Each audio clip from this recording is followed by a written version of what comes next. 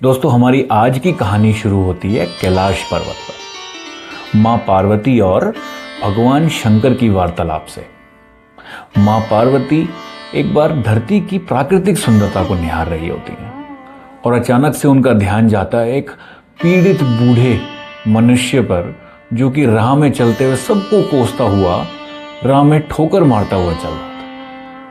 जिसे देखकर माँ बड़ी दया से भगवान शंकर को बोलती हैं, हे प्रभु, ये देखिए, इस मनुष्य को आप कोई वरदान देकर, आशीर्वाद देकर इसके जीवन का भला क्यों नहीं कर देते।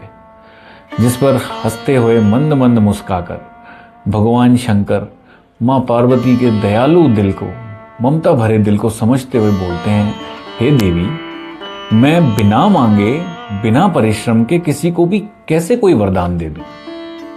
इस पर माँ कहती हैं कि कोई बात नहीं, ये बच्चा मांगना भूल गया होगा, वो बहुत पीड़ा में लग रहा है, आप इसे कोई ना कोई वरदान जरूर दीजिए। तो शिव भगवान कहते हैं कि जिस मनुष्य की आप बात कर रही हैं देवी, इसने तो अपने कर्मों से ही अपना नसीब खराब किया हुआ है। जिस पर उलझन से मां पूछते हुए बोली कि नसीब खराब तो मुझे समझ में आता है, लेकिन अपने ही कर्मों से नसीब खराब, ये मैंने कभी नहीं सुना महादेव।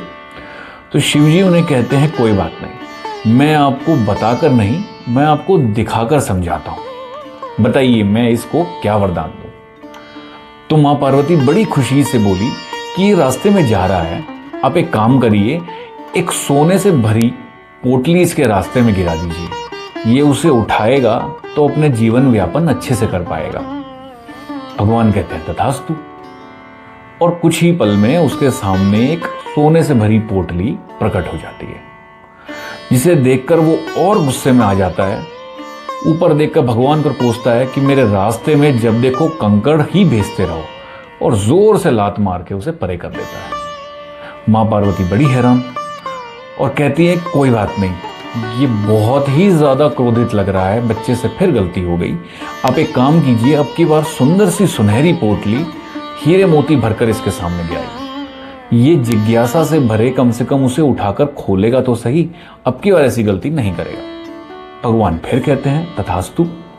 और अब की बार सुनहरी इतनी बड़ी पोटली उसके सामने प्रकट होती है, जिसे देखकर फिर वो दाएं बाएं देखकर भगवान को कोसना शुरू करता है और जोर से लात मारकर उसे परे कर देता है।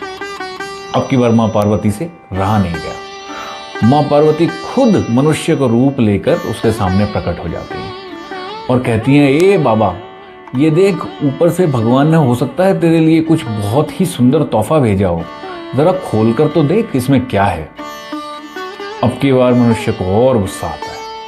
वो मां पार्वती की ओर देखकर कहता है, ए अम्मा, मैं आज तक जीवन में अपने बाप के आगे नहीं झुका, रास्ते में पोटली उठाने के लिए झुकूंगा क्या?